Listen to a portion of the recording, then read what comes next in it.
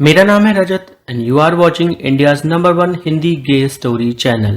रुद्राक्ष दीपक के पास उसके बेड पर लेटा हुआ था। रुद्राक्ष ने अपनी आंखें बंद कर ली थी। उसे थोड़ा थोड़ा डर तो लग रहा था, पर उसे फिर भी विश्वास था कि चाहे जो हो जाए दीपक उसके साथ कुछ ऐसा वैसा नहीं करेगा। थोड़ी ही देर में रुद्राक्ष को गहरी नींद लग गई। रात का समय था, सभी लोग सो रहे थे कि तभी रुद्राक्ष को महसूस हुआ कि जैसे उसके बदन पर कुछ रिंग रहा है।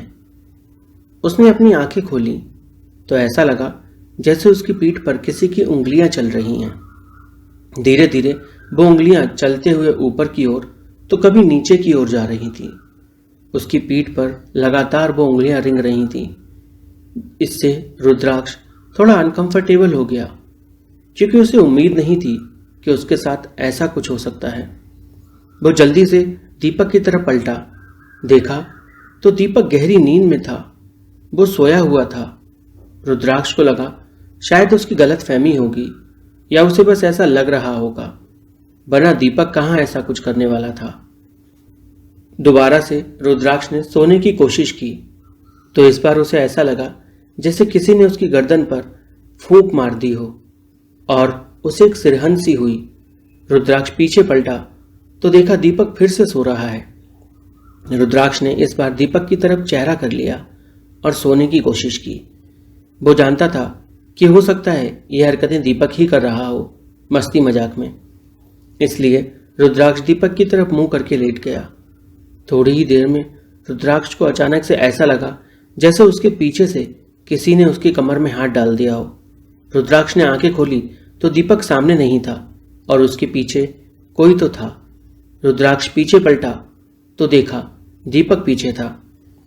रुद्राक्ष ने दीपक से कहा, ये तुम क्या कर रहे हो दीपक? क्या करना चाहते हो? दीपक कुछ बोल नहीं रहा था। वो बस रुद्राक्ष की कमर में हाथ डाल के बैठा हुआ था।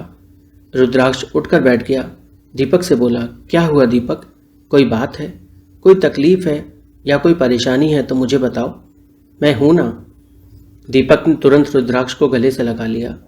दोनों लड़के एक दूसरे के सीने से चिपके हुए थे। सांसें आपस में मिल रही थीं। रुद्राक्ष को समझ नहीं आ रहा था कि दीपक आज ऐसा कैसे कर रहा है। वैसे तो वो दूरी भागता था, आज ये क्या हो गया दीपक को? और फिर दीपक ने अपने होठों को धीरे से रुद्राक्ष की गर्दन पर रखा। रुद्राक्ष के पूरे बदन में बिजली कौंध गई। उसकी आंखें मानो नशे में डूबी जा रही थीं और उसका पूरा बदन ढीला हुआ जा रहा था कि तभी दीपक ने रुद्राक्ष को एकदम झटक दिया और रुद्राक्ष से बोला, ये तुम मेरे साथ क्या कर रहे हो? दोस्तों, अगर कहानी अच्छी लग रही हो तो प्लीज चैनल को सब्सक्राइब करें, वीडियो को लाइक करें, कमेंट करें, साथ ही वीडियो को अपने किसी दोस्त के साथ जरूर शेयर करें। 10 मई रात 10 बजे मैं लाइव पर आऊंगा, यूट्यूब लाइव पर, और आप लोगों का इंतजार करूंगा ताकि आपसे बात कर सकूं।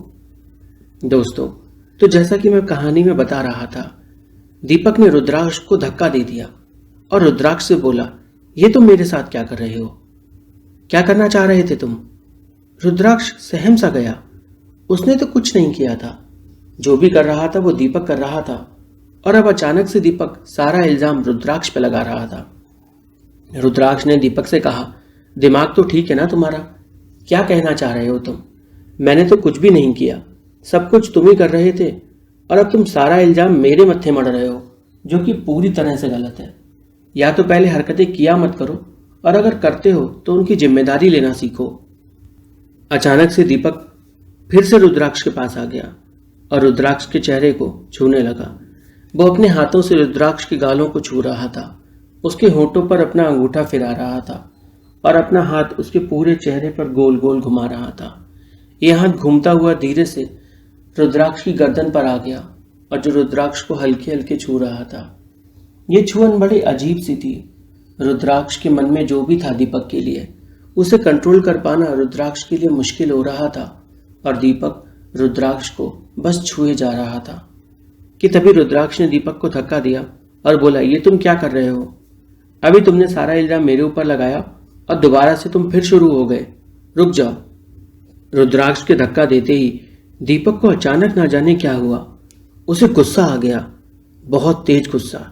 उसने रुद्राक्ष की गर्दन पकड़ी और उसको वहीं बेड में दबा लिया और उसके ऊपर चढ़ गया।